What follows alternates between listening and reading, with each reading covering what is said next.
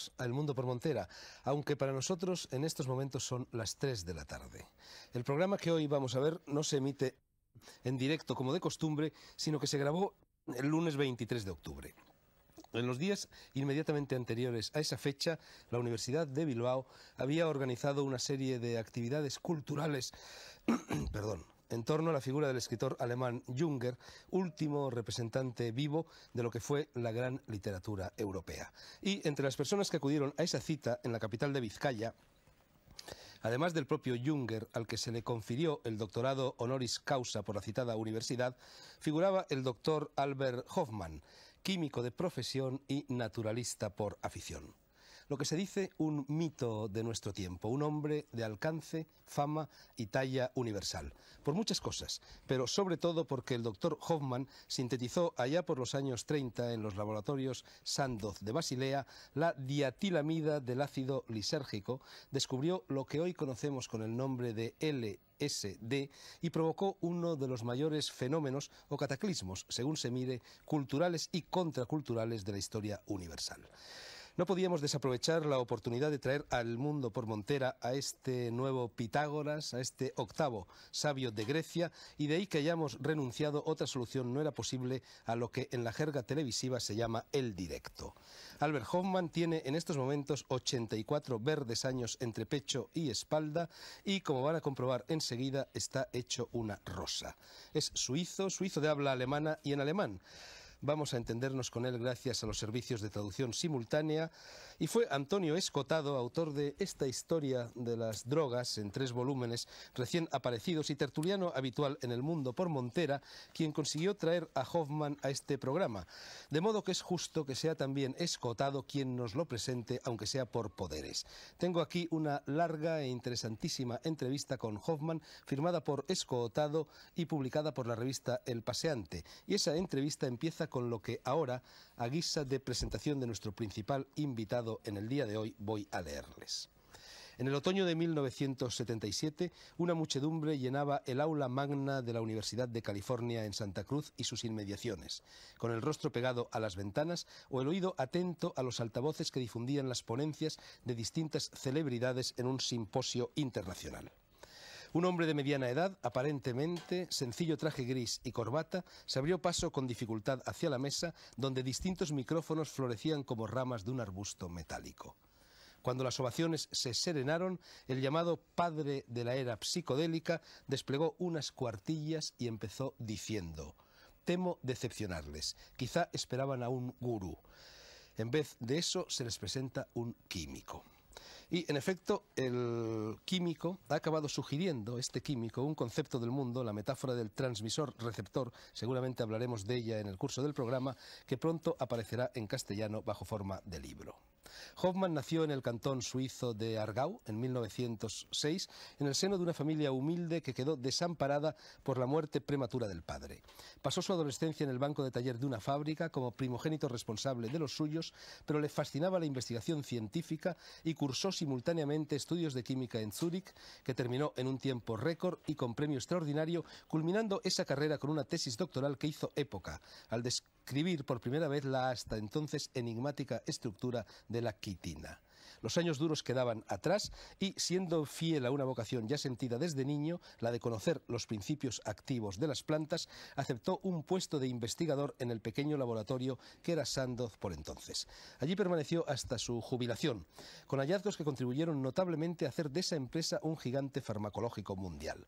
Fruto de esos años fueron descubrimientos que Hofmann llama comerciales, tranquilizantes y analgésicos, alternados con otros que le permitirían desarrollar fármacos todavía insustituibles en obstetricia y neurología. Investigaba el misterioso hongo llamado cornezuelo o ergot cuando topó con la dietilamida del ácido lisérgico o LSD, un derivado semisintético que absorbió inadvertidamente. Iba en bicicleta, y aparte iba en bicicleta después de haberlo absorbido inadvertidamente, y le sucedieron cosas muy curiosas. Es un viaje en bicicleta célebre, quizá el más célebre de los viajes en bicicleta. Decía, mejor dicho, Escotado, que este derivado semisintético fue descubierto por Hofmann y a partir de entonces no solo su vida, sino la de innumerables otros experimentó una profunda modificación. Jünger y Aldous Huxley, también la CIA y la psiquiatría institucional se apasionaron con el producto, unos creyendo que contribuía a ensanchar la cordura y otros que permitía desatar a voluntad la demencia. En cualquier caso, nadie discutió que esa sustancia y varias más de su especie, descubiertas por él durante los años 50, eran el hallazgo psicofarmacológico más importante del siglo. Doctor honoris causa en Harvard, Zúrich, Estocolmo y Berlín. A mediados de la década siguiente fue invitado por la Academia Sueca a pronunciar el ciclo de conferencias previas al otorgamiento de su galardón, que quedaría indefinidamente pospuesto cuando el conjunto de prometedores hallazgos se convirtió de la noche a la mañana en amenaza mortal para el orden establecido. Instado por el Pentágono a que colaborase en sus proyectos de armas químicas y por la inteligencia contracultural a hacer precisamente lo contrario, todo ello a partir de las mismas sustancias, comenzó para él, para Hofmann, una época de perplejidad solo apaciguada con la distancia crítica que otorga el paso del tiempo. Hasta aquí un poco larga, pero creo que era necesaria la presentación de Albert Hofmann. Aquí lo tenemos. Bienvenido, doctor Hofmann, a este programa. Gracias por ponerte el mundo por montera con nosotros. Aquí lo tenemos, decía, sentado en mi trono de moderador del programa. Se lo he cedido porque va a ser el epicentro de este programa y también y sobre todo por cortesía hacia un maestro que viene de fuera. Tenemos también a varios de nuestros contertulios habituales, que no fijos son, no vamos a presentarlos por enésima vez, el escritor y cabalista Mario Schatz, el biólogo y otras muchas cosas André Malví, el también escritor y taoísta Luis Racionero, el filósofo Fernando Savater y también escritor, como no, y el filósofo y también escritor, todos escribimos aquí, hasta los químicos, Antonio Escotado, que ya ha salido a relucir. Es el de hoy un programa un poco especial y vamos a salirnos del carril. ¿Será esto una tertulia? Sí, pero una tertulia enfocada, polarizada hacia el doctor Hofmann. Una tertulia a mitad de camino entre la charla y la entrevista con contraste de pareceres. Los contertulios del mundo por montera se convierten hoy en alguaciles alguacilados y en vez de dar opiniones, aunque también las darán, van a provocarlas. O sea, vamos a entrevistar conjuntamente a nuestro invitado, pero de modo tal que sus preguntas y las respuestas de Hofmann puedan dar pie a otras intervenciones de las personas presentes en el estudio. Yo creo que es Antonio Escotado la persona más indicada para disparar la primera salva de este interrogatorio, de este tercer grado indagador y amistoso. Pero antes debería de tomar la palabra el doctor Hofmann para decirnos en qué consiste el camino de Eleusis o el camino a Eleusis, título de este volumen escrito a la limón con el etnomicólogo Gordon Wasson y con el helenista Rack. Doctor Hofmann, ese camino a Eleusis, ese camino de Eleusis, ¿hacia dónde conduce? ¿Cómo se sigue? ¿Cuál es su meta?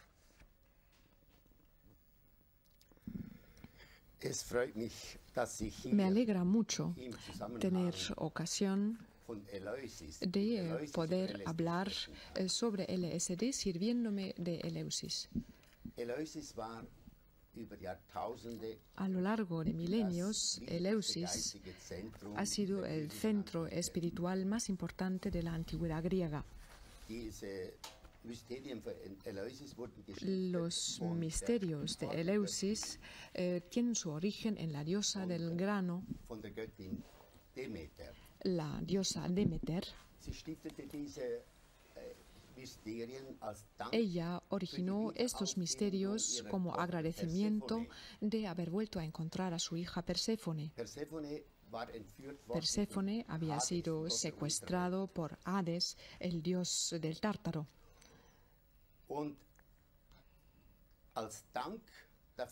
Y como muestra de agradecimiento, la diosa del grano regaló a la humanidad los cereales, así como los misterios de Eleusis.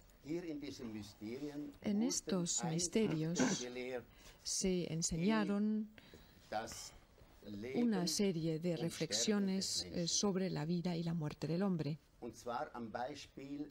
se sirvieron del ejemplo del mismo grano del centeno. El grano del centeno que es plantado en la tierra muere allí para dar pie a nueva vida.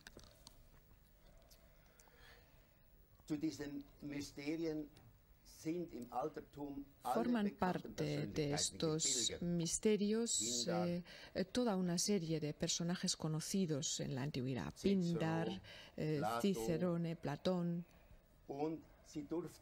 Todos estos personajes fueron allí en peregrinaje y les estaba prohibido decir lo que ellos habían visto. Era un secreto. Pero lo que sí les estaba permitido era contar cuál era la importancia que para ellos tenía el misterio de Eleusis. Y de forma unánime, todos manifestaron que allí les había sido permitido comprender los mismos inicios de nuestra vida y también habían logrado vislumbrar el final de la vida. Habían empezado a entender de dónde venían y a dónde iban.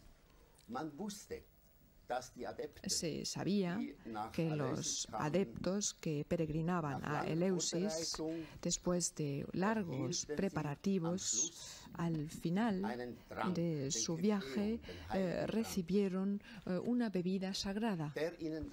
Esta bebida es la que les proporcionaba la iluminación. Y de siempre había sido un problema para los investigadores y para la ciencia el averiguar los ingredientes de esta bebida sagrada capaz de iluminar la mente humana. Se formularon las más diversas hipótesis y teorías y yo, conjuntamente con unos amigos, con el señor Mosen y el señor Röck, he formulado la hipótesis que tenía que haber una combinación del tipo de LSD que estaba contenida en esta bebida sagrada. Llegamos a esta conclusión por la razón siguiente. Cerca de Eleusis y en realidad en todo el ámbito mediterráneo crece entre la hierba salvaje un cornezuelo de centeno muy especial, y en este cornezuelo de centeno nosotros descubrimos sustancias y combinaciones muy cercanas al LSD. En realidad solo están caracterizados por una variante química muy poco importante. Y por consiguiente parece probable que los sacerdotes de Eleusis fuesen recogiendo este cornezuelo de centeno, lo tenían cerca, no tenían más que triturarlo, y es muy probable que sea esta la sustancia que se mezclaba en la bebida sagrada para convertirla en una bebida perfectamente psicolélica.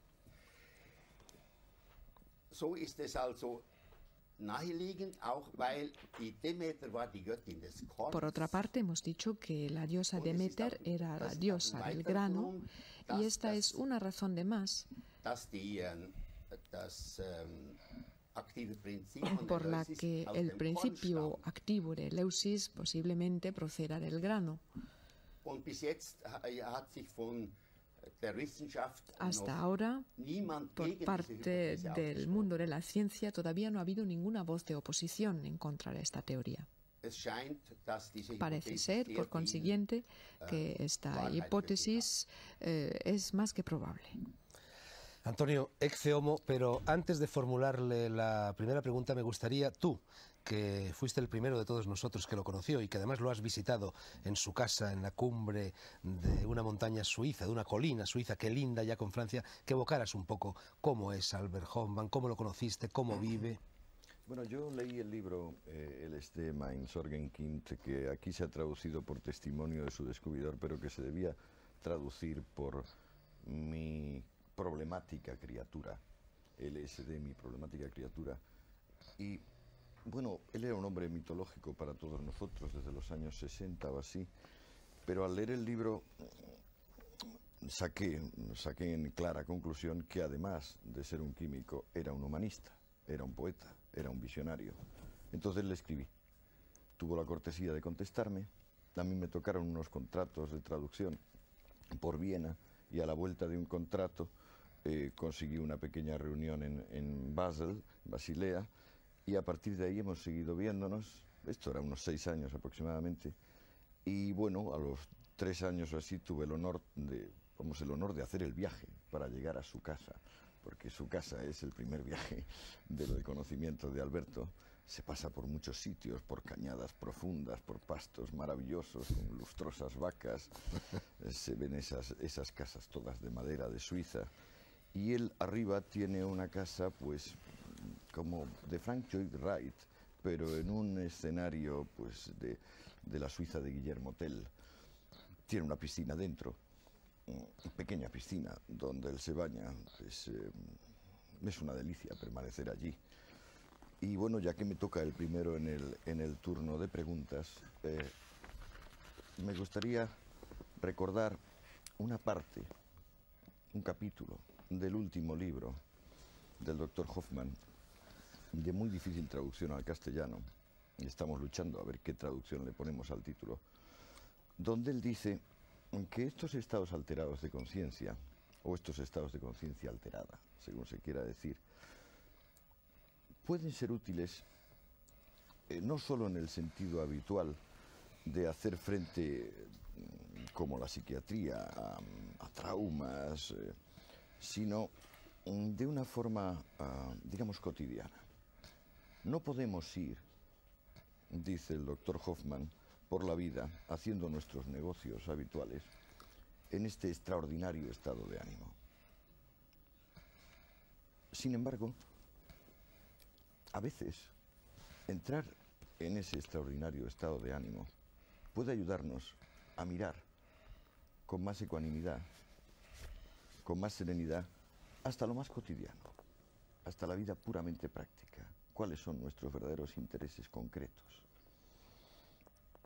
Al leer esto, yo pensé que quería saber un poquito más, un poco más, de que no podemos ir por la vida en este extraordinario estado de ánimo y, sin embargo, no podemos ir por la vida sin que alguna vez tengamos este extraordinario estado de ánimo.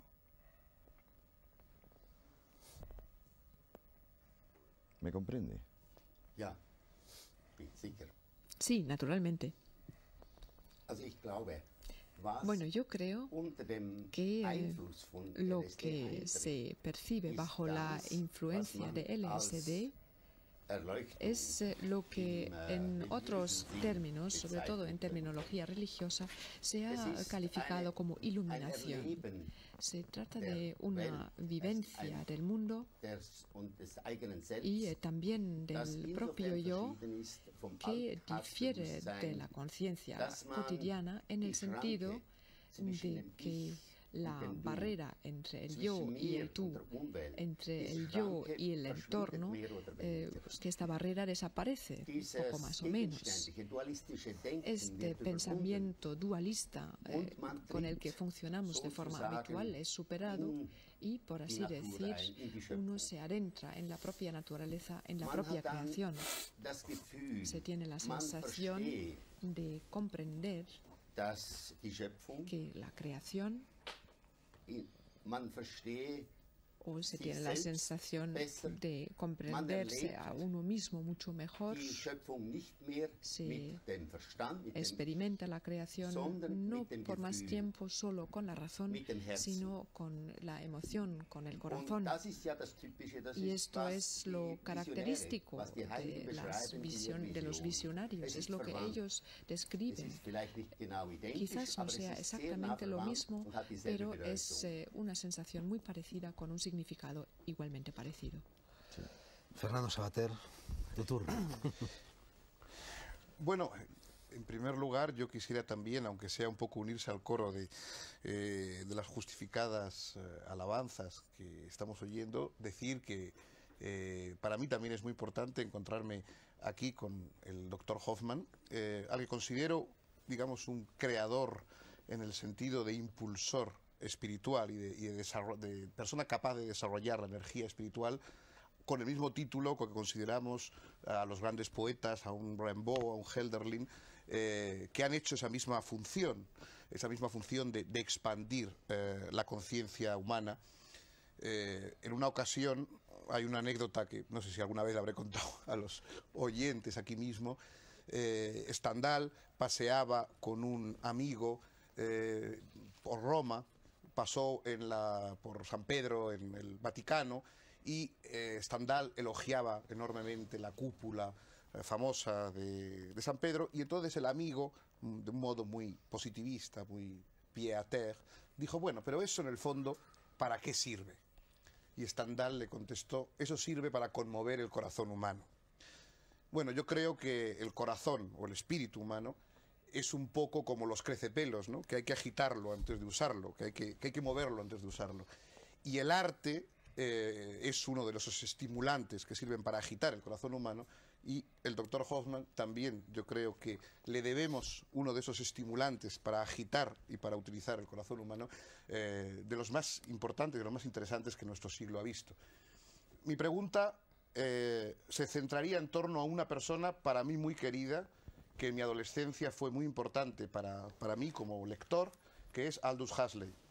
El doctor Hoffmann conoció bien a Huxley, incluso en fin, fue la persona que le proporcionó y que le introdujo, digamos, en el tema de la apertura de las puertas de percepción, a lo cual Huxley dedicó tantas páginas importantes, y creo que finalmente incluso le asistió en el momento de su muerte, y al final como Huxley quería. Me gustaría que, si brevemente él pudiera contarnos algo de su relación con Huxley, yo se lo agradecería mucho.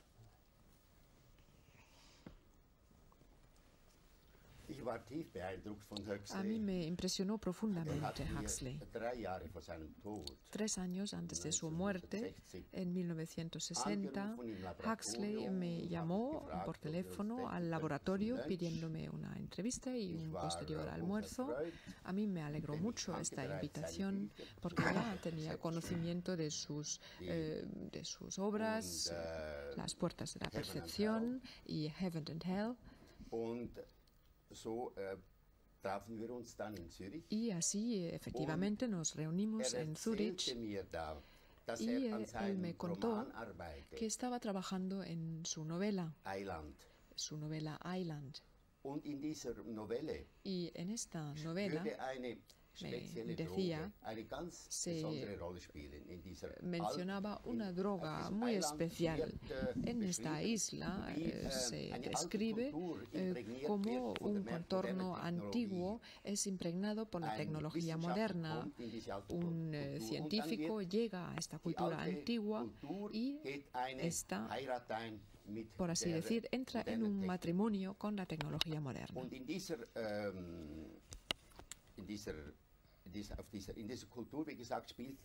Y en esta cultura hay una droga que juega un papel fundamental, la Moksha-Medizin. Se trata de la llamada medicina de la iluminación. Y esta medicina, en esta cultura utópica, es una medicina que se administra en 3 ocasiones en la vida. La primera vez en el tránsito de la niñez a la pubertad, una segunda vez en la crisis de la mediana edad, y finalmente poco antes de la muerte, en esta gran transición.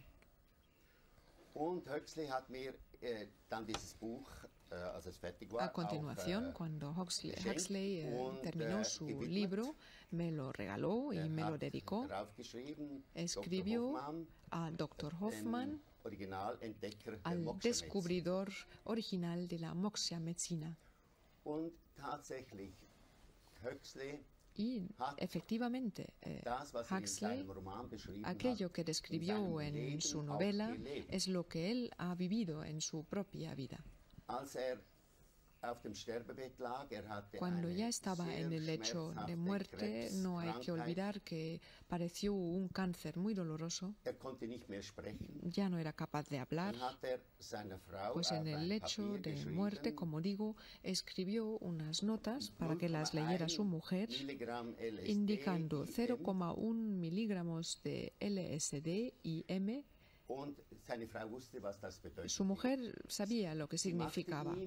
Ella le preparó esta inyección y él murió en paz.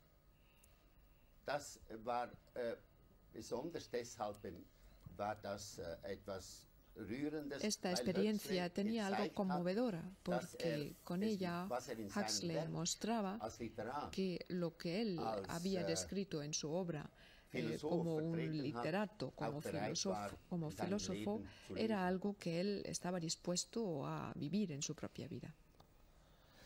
Luis Racionero, tú nos has traído precisamente este libro de Aldous Huxley, Moksha, sí, que habla de lo que nos acaba de hablar Albert Hoffman. Tu pregunta, Luis, por favor. Sí, claro, a mí me interesa enormemente el señor Hoffman porque hasta el LSD yo había creído que el conocimiento consistía, bueno, en leer libros, en hablar con personas ilustradas y por tanto ir acumulando información. Con el LSD yo me di cuenta que el conocimiento, aparte de ir llenando el cerebro, podía ser poner el cerebro en otro estado. Es decir, yo creo que a veces se evoluciona más si uno pasa de un computador a otro más grande o de un programa a otro que llenando el mismo computador de más y más información. Es ese salto cualitativo el que desde luego me interesó enormemente al probar el LSD. Es decir, el cerebro se convierte en otra cosa, funciona de otra manera, parece que tiene muchísimas más conexiones neuronales. Y yo le quería preguntar si él pudiera explicar de una manera accesible al público en general, pues qué pasa químicamente o neurofisiológicamente en el cerebro cuando uno toma sustancias de este tipo. ¿Cuál es el mecanismo que hace que el cerebro se transforme en otra cosa, llegue a otro estado de funcionamiento?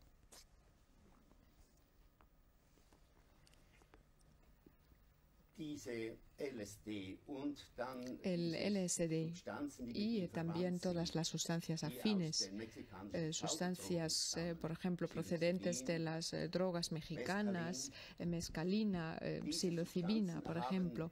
Estas sustancias tienen una estructura química que está muy relacionada con los llamados neurotransmisores, hormonas cerebrales muy normales y que juegan un papel muy importante en la estructura química de nuestra propia psique.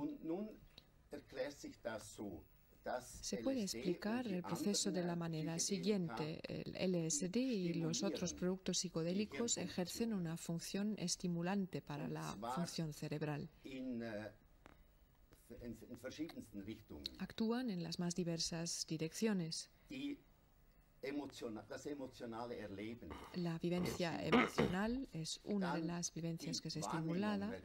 Se estimulan también las percepciones, los colores se vuelven más intensos, la audición también se ve estimulado, prácticamente toda la percepción sensorial aumenta, se intensifica y la experimentación de todas estas impresiones procedentes del entorno, a su vez se potencian una vez más.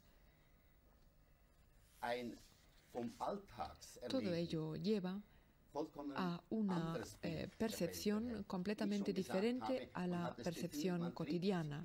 Como ya he dicho, se tiene la sensación de entrar en un nivel de realidad que hasta ahora solo se podía percibir desde el exterior. Ahora se vivencia desde el interior.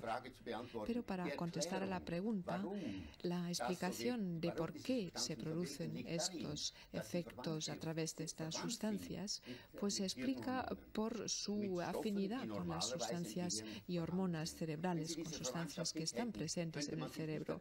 De no existir esta afinidad, sería muy difícil comprender por qué afectan hasta este punto la estructura química de nuestra psique. Sí, bueno, Huxley decía que era como si se levantaran unos filtros Es decir, cuando estos radicales que se parecen a la serotonina y a la acetilcolina se ponen en las sinapsis neuronales, parece que haya como un levantamiento de filtros, ¿no? Que normalmente la percepción normal está mucho más sometida, mucho más rutinarizada, espesa, como si hubiera, pues eso, realmente unas pantallas, unos filtros que fueran los que nos mantienen en este estado, y que al entrar estas sustancias, estos filtros se levantan. ¿Esto químicamente cómo sucede?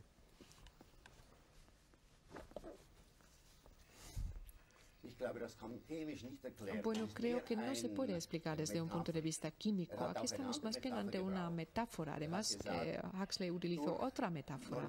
Él dijo, normalmente nuestras sensaciones y nuestro entorno tiene que ser filtrado. Si nosotros pudiéramos vivenciar todo lo que nos llega, no podíamos procesarlo. Necesitamos una válvula.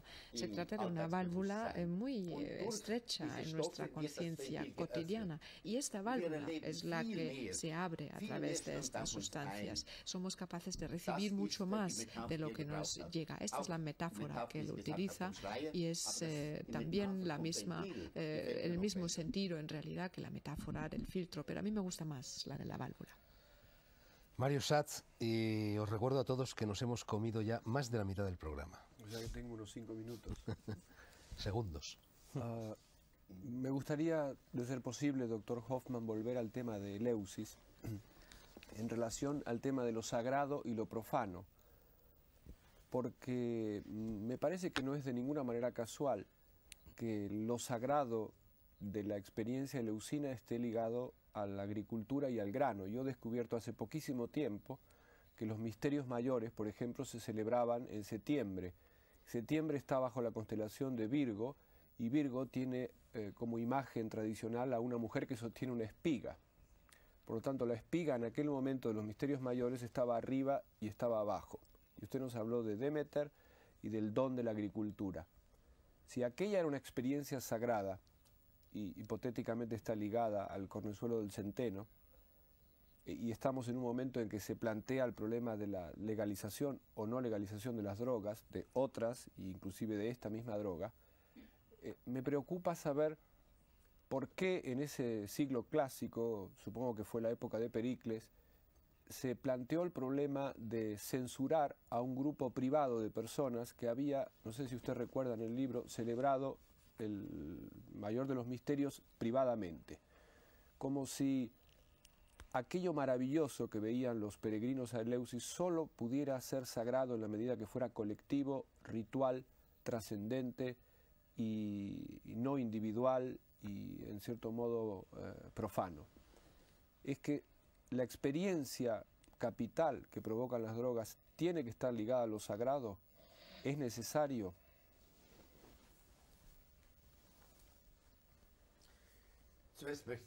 En primer lugar, quisiera decir, bueno, usted ha hablado de la prohibición de las drogas o de su posible legalización.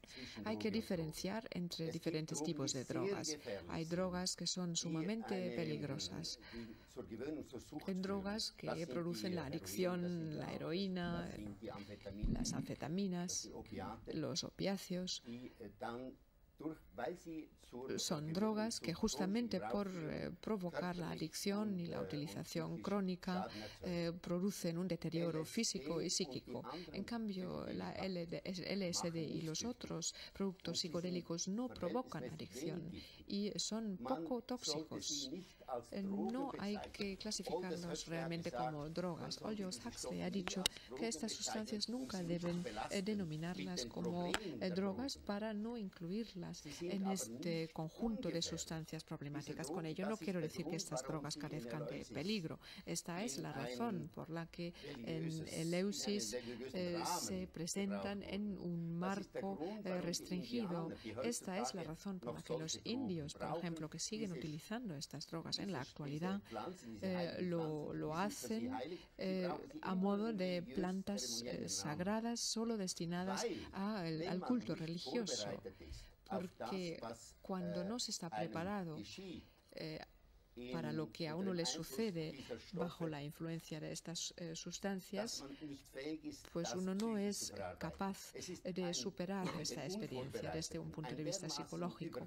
Para el no iniciado, la vivencia que se produce es tan abrumadora, esta experiencia que consiste en separarse del mundo habitual para adentrarse en un mundo mucho más complejo, mucho más profundo para una persona no preparada. La consecuencia puede ser un profundo shock psíquico, un derrumbamiento traumático. Este es el peligro de estas sustancias. Tienen que utilizarse en un marco ceremonioso que nos falta normalmente. ¿Y cuáles son las consecuencias de esta situación? Se ha visto muy claramente en América. En los años 60, por ejemplo, se produjo casi una nueva era, al menos era lo que se creía en aquella época, en la época de los hippies. Pero se ha mostrado que se había obrado sin cautela. Estas sustancias se habían ofrecido como bienes de consumo para un consumo masivo, sin tener en cuenta la necesaria cautela, el necesario cuidado que ya se conocía en la antigüedad y una cautela que también respetan los indios. En aquella época, en los años 60, se vendía LSD por la calle sin respeto alguno, y esta fue la razón por la que se produjo la catástrofe. La revolución psicodélica terminó en el sentido de que estas sustancias que antes en los Estados Unidos eran productos libres, de venta libre para su utilización en medicina y también para el consumo privado, a raíz de estos acontecimientos de los años 60 se pasaron a prohibir, adquirieron una fama todavía más negativa que los opiáceos. Sin embargo, los médicos que tienen estas sustancias en su posesión hasta hoy no pueden utilizarlos, a diferencia de los opiáceos que sí pueden utilizar. Y quizás aquí habría que intentar provocar un cambio. Deberían ser productos accesibles para la psiquiatría y la investigación médica. Por así decir, hoy en día los psiquiatras se han convertido en los gurús y los sumos sacerdotes de nuestra sociedad. Y si tomamos el ejemplo de los indios, estas sustancias están en manos del curandero, del sacerdote de la tribu. Es el único que debe utilizarlos porque es el que sabe y sabe cómo administrarlas. Bien, en nuestra sociedad, para seguir con el paralelismo, el sumo sacerdote sería el psiquiatra, y por esto en una primera fase me parece conveniente que estas sustancias se separaran de las otras drogas que provocan adicción y se deberían devolver a los psiquiatras. Me parece que debería ser un primer paso. André. Doctor Hoffman, aquí se han levantado muchas liebres. Yo tengo unas cuantas interrogantes muy diferentes de los que tenía al empezar esta rueda de tertulia. La primera de todas tiene que ver con el concepto de iluminación.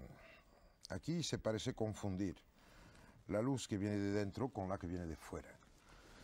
El más extraño de este tema es que tenemos una glándula que se llama la epifísis, que fabrica una sustancia, la 5-hidroxitriptamina, la serotonina, de la cual acaba de mencionar Racionero, que tiene una estructura muy parecida al LSD. Tiene en común con el LSD, con la psilocibina y con un montón de psicotropos una parte de su estructura molecular, que es el anillo indol. Pero de manera extraña, el exceso de serotonina en el cuerpo humano viene totalmente contrarrestado por la toma del LSD.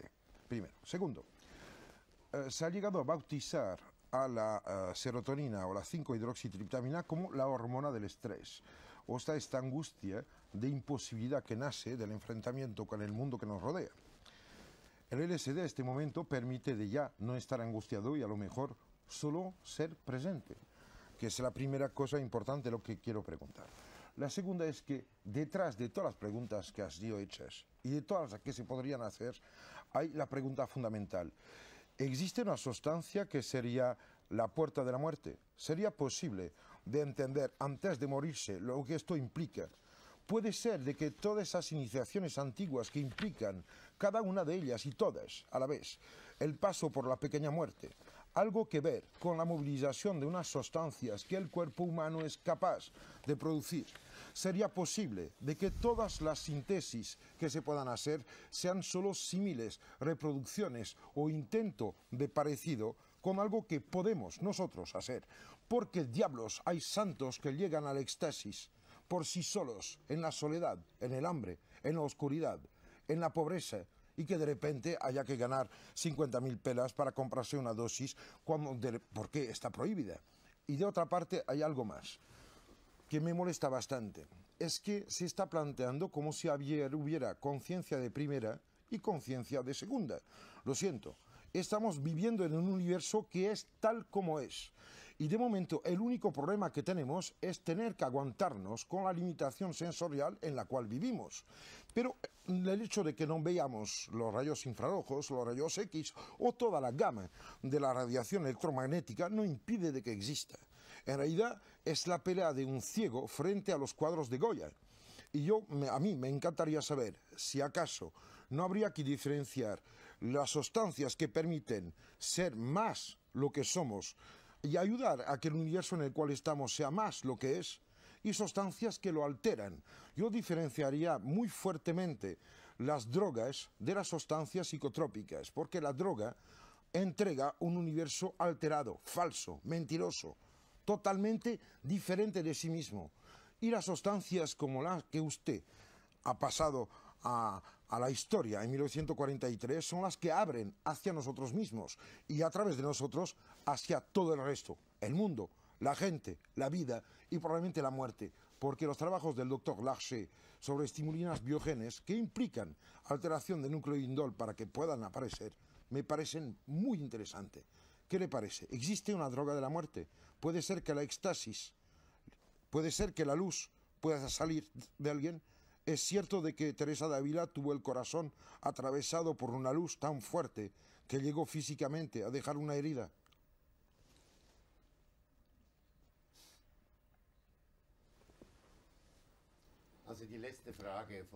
Bueno, en cuanto a la última pregunta de la Santa Teresa de Ávila, se trata de una pregunta a la que no puedo contestar, pero todas estas preguntas me llevan una vez más a Eleusis. En Eleusis se transmitió un conocimiento sobre la vida y la muerte.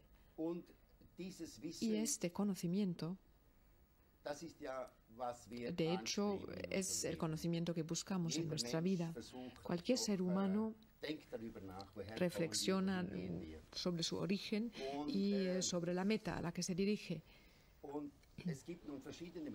Y hay diferentes métodos para llegar a una contestación, diferentes métodos para lograr unos conocimientos más profundos, métodos como la meditación, los diferentes ejercicios del yoga, el aislamiento al que se han sometido muchos de los llamados santos. Y también existe la vía por las sustancias psicodélicas, pero no es más que un camino para ayudarnos en esta búsqueda. Y de hecho, muy a menudo las vivencias bajo la influencia de LSD y otras sustancias psicotrópicas se describen como una muerte y un resucitar.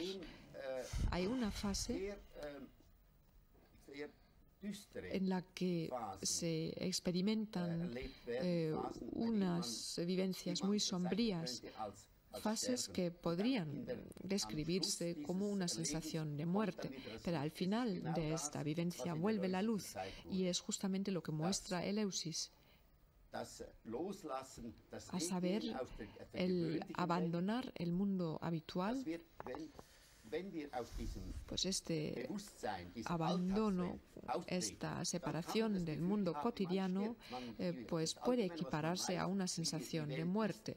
Se abandona lo que uno conoce como el mundo, este mundo cambia y durante un momento se tiene la sensación de estar perdido, pero a continuación uno entra en un nuevo nivel de conciencia con la sensación de haber integrado la conciencia cotidiana dentro de esta nueva conciencia. Se experimenta una nueva dimensión y una nueva conciencia de la realidad. Mira, la mejor manera de morir es la de dejar de vivir, evidentemente. Sin embargo, el hecho de poder experimentar, mientras el cuerpo vive, la muerte, como el acabar una cierta trayectoria, pero solo implicando la mente, la capacidad que tenemos de ser consciente de nosotros mismos y de lo que nos rodea. Yo y el gran otro, este universo con el cual estoy dialogando siempre, pasa evidentemente por prótesis. Yo creo que las drogas son prótesis y que hay prótesis que obligan a caminar torcido y otras que ayudan a caminar recto. El fundamento de mi pregunta era de saber si el LSD, el dietilamido de ácido metildelisérgico, ayudaba a caminar recto o solo nos enseñaba uno de los varios caminos que permiten rodear la existencia recíproca de este gran otro y de cada uno de nosotros.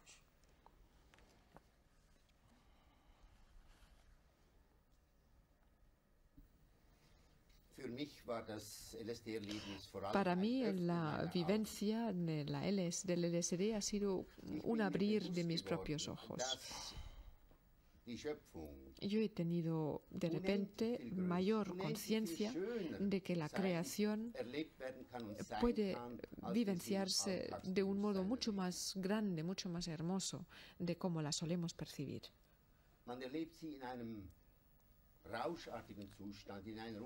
Es un estado de estimulación y de un verdadero éxtasis, pero hay que volver. No se puede permanecer en este estado extático, estimulado. No podemos vivir nuestra vida normal en este estado. Para hablar en palabras de Huxley, tenemos que volver a cerrar las válvulas, tenemos que volver a afrontar nuestros problemas cotidianos. Pero es importante saber que detrás de la barrera de nuestra vida cotidiana se oculta un mundo mucho más amplio, mucho más profundo y divino. Una pregunta sin respuesta necesaria. Muy breve, ¿Quién Andrea. murió cuando usted nació y quién nacerá cuando usted muera? No se contesta esto y dejo la palabra.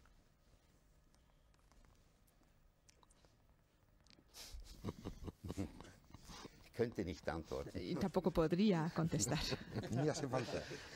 Bueno, yo en vista de que el programa se nos está yendo, renuncio a mis preguntas y le paso la palabra a Fernando Savater, que creo que tenía que formular alguna. Sí, un minuto. No, yo simplemente quisiera decir algo en torno a la distinción entre, digamos, drogas de primera o de segunda o de tercera. Yo creo que las hay, es decir, creo que hay posibilidad de trazar jerarquías y gustos muy diferentes entre las drogas. No, yo ya no diría como en los vinos, yo diría, por ejemplo, como en los libros. Es decir, a mí me gustaría que la gente estuviera educada en la lectura de una determinada serie de obras que me parecen liberadoras y enriquecedoras, y no en otras obras que me parecen empobrecedoras o embrutecedoras. Pero en cualquier caso, lo que no soy es partidario de la prohibición, digamos, de las obras literarias.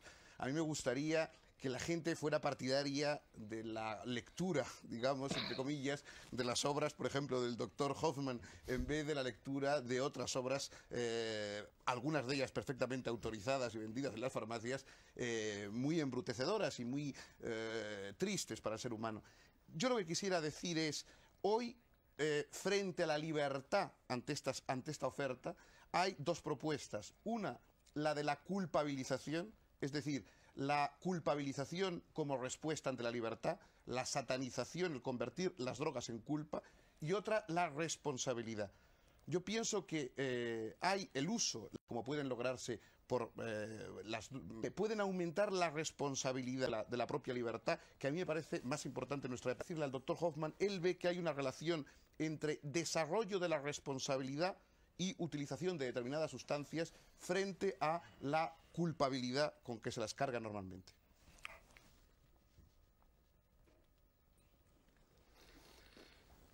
Ich glaube, es ist sehr wichtig, dass man sich bewusst ist, dass das ein Abenteuer ist. Que la utilización de las drogas es una aventura, porque la entrada en otros niveles de conciencia, ya sea a través de la meditación o productos psicodélicos como el LSD, siempre implica un atrevimiento. Pero creo que deberíamos dejarlo a la libre responsabilidad del individuo. Él debe ser quien decide cuál es la vía que quiere utilizar para lograr una mayor comprensión de los grandes misterios de nuestra existencia. Tiene que ser él quien decide si prefiere servirse de las enseñanzas religiosas, de la fe, para acercarse a este misterio, o si prefiere utilizar métodos de la meditación, métodos de aislamiento, o si prefiere consumir sustancias psicodélicas, pero en realidad no es tanto el LSD el que puede aportar la iluminación a un individuo. Hace falta una preparación, hace falta una expectación y una madurez y una responsabilidad muy grande. Sin estos requisitos, el LSD no es más que una sustancia que tiene relación con nuestro organismo. Nosotros, como organismos bioquímicos, tenemos una afinidad con el mundo vegetal, tenemos vitaminas procedentes del mundo vegetal y hay sustancias que influyen en nuestra conciencia. Vivimos en el mismo ciclo vital que las plantas y el LSD, al igual que todas las sustancias psicodélicas, tienen su origen en el mundo vegetal. Nosotros lo debemos todo a la planta, le debemos nuestro alimento, nuestro propio proceso vital y su energía, y en realidad podríamos calificar a estas sustancias de psicovitaminas, capaces de ayudarnos a ir más allá de nuestra maduración física, que nos ayudan a un crecimiento psíquico y espiritual. Y respecto de Ernst Jünger, hemos hablado bastante de Aldous Huxley. Sin embargo, tu experiencia personal es mucho más con Ernst Jünger. ¿Hay alguna diferencia de matiz entre la descripción del estado psicodélico o psiquedélico en Huxley y la experiencia de estos mismos productos en Jünger? Claro, uno alemán y otro americano. Inglés. Es que es un corte brutal. Bueno, efectivamente se puede decir que hay una diferencia. En su obra Las puertas de la percepción, Huxley escribe que estas sustancias psicodélicas deben sustituir el alcohol y la nicotina en nuestra sociedad, es decir, las propaga como bienes de consumo masivo. Jünger, sin embargo, es mucho más cauteloso. Él adopta un discurso como en Eleusis. Se trata para él de drogas sagradas. Él piensa que primero debe ser una élite la que hace uso de estas sustancias. No pueden ser sustancias de consumo masivo. Requieren la preparación, como hemos dicho, requieren un sentido de responsabilidad. Y Jünger afirma, es suficiente si se preparan determinadas vías y a partir de ellas puede tener lugar una cierta propagación de su uso, pero nunca pueden ser utilizados de forma masiva, indiscriminada. No son productos sedantes o estimulantes como el alcohol, la nicotina o las drogas propiamente dichas, la cocaína por una parte con sus efectos estimulantes o los opiáceos con su efecto sedante. Nosotros lo estamos viendo. Estas sustancias sí que han adquirido un carácter de producto masivo, pero las sustancias de las que estamos hablando aquí, los productos psicodélicos, ya sabemos desde la antigüedad de las antiguas culturas, son productos que solo deben ser manejados por pocas personas. Cualquiera, al sentir realmente la vocación de una experiencia más profunda, debería a tener la posibilidad de acceder a ella. Pero hoy es muy difícil encontrar la manera de llevar a la práctica esta enseñanza. Nos falta Eleusis, no tenemos estos misterios. Lo único de lo que disponemos hoy en día, en lugar de sacerdotes al estilo de la antigüedad, son los psiquiatras. Es posible que bajo la guía de un psiquiatra alguien intente encontrar una experiencia de ese tipo. Doctor Hoffman, muchos de los psiquiatras, precisamente occidentales, después de la relativa permisividad de los años 60, cerraron filas, no sé si con mucho conocimiento de causa, contra el LSD y sustancias parecidas, y nos avisaron sobre el riesgo de destrucción de neuronas, de destrucción de cromosomas y, en fin, otros componentes genéticos, e incluso no ya en Occidente, sino en el propio Oriente, en el mundo de las sectas, de los gurúes, de los iniciados, de las religiones mistéricas, etcétera, se empezó a decir que la utilización de estas sustancias dañaba de forma irremediable lo que en el hinduismo se llama los chakras, esa especie de puntos neurálgicos, puntos vitales, puntos energéticos del organismo a través de los cuales se produce la reunión del microcosmos con el macrocosmos. ¿Qué hay de verdad y qué hay de leyenda interesada en este ponernos sobre aviso a propósito de estos peligros?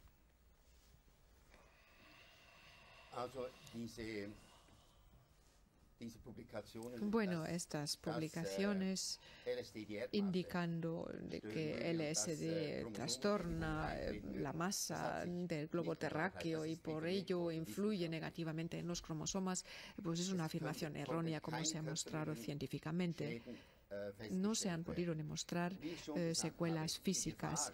Como ya he dicho, el peligro radica de que la vivencia psicológicamente profunda de una realidad distinta sea una experiencia que por una psique determinada no sea superada. No ha habido ningún tipo de peligro físico. Se han tomado centenares de dosis de LSD por un mismo individuo sin que se haya producido ningún daño físico. Cuando se toma solo 3 veces la cantidad de heroína de la que es necesario para obtener su efecto habitual, pues el individuo muere. Si bebo 10 veces más alcohol del que me hace falta para producir el efecto deseado, también muero. Sin embargo, de LSD se ha llegado a tomar 100 veces la cantidad necesaria sin que se produzca ningún daño físico. Lo que sí ha ocurrido es que se han producido muertes como consecuencia del estado profundo de confusión de la conciencia que se produce en un individuo no preparado. Una vez más, LSD forma parte de las llamadas drogas sagradas, sagradas en el sentido de que hacen falta los preparativos necesarios, hace falta un respeto. Y vuelvo una vez más a Eleusis. Estas drogas se tienen que administrar tal como se administraron en Eleusis. Me parece que incluso puede ser un verdadero ejemplo de cómo manejar estas sustancias en nuestro tiempo. Doctor, perdona, una cosa brevísima. ¿Tú, a tu divina edad, sigues experimentando con estas sustancias en tu cuerpo y en tu alma?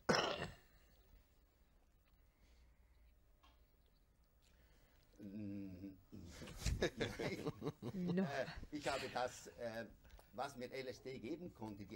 Todo lo que LSD me ha podido dar, ya me lo ha dado y ahora intento vivir de acuerdo con estas vivencias. LSD me ha abierto los ojos, he sido capaz de comprender y ahora intento mantener mis ojos abiertos sin LSD, mantener la conciencia abierta sin LSD, seguir comprendiendo el milagro de la vida, del milagro y misterio del ser y del devenir. Al igual que los taoístas decían de que el ideal de la actividad era el wei wu wei, el hacer sin actuar, puede ser de que la conciencia tenga que actuar sin ejercerse hacia afuera. Puede ser de que el único mundo en el cual tengamos acceso realmente sea un mundo interno y que este mundo interno, cuanto más simil al que nos rodea, mejor. Puede ser de que el LSD sea uno de los caminos y creo que los 7 que estamos aquí somos todos drogados, porque hoy hemos tomado derivados de purinas, que sea café, que sea té o que sea chocolate. El chocolate quiere decir cacao, qué broma. No, seamos claros. Yo creo que hay un problema que no se ha definido.